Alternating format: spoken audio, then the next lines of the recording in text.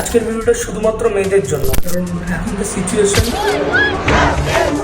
সবার প্রথমে যেটা আমাদের করতে হবে সেটা হচ্ছে পার্সোনাল সেফটি বলে গুগলের যে অথরাইজড অ্যাপ্লিকেশনটা আছে সেটা আমাদের প্লে স্টোর থেকে ডাউনলোড করে নিতে হবে। তার মধ্যে এমার্জেন্সি এসওএস এর একটা অপশন থাকবে, সেটাকে আমাদের সেট আপ করে নিতে হবে। এবার এটাতে আমাদের যে সুবিধাটা হবে সেটা হচ্ছে আমরা যদি কোনো কারণে কোথাও কোনো ক্রিটিক্যাল সিচুয়েশনের সম্মুখীন হই, তখন আমাদের যেটা করতে হবে আমাদের পাওয়ার বাটনকে 5 বার প্রেস করতে হবে।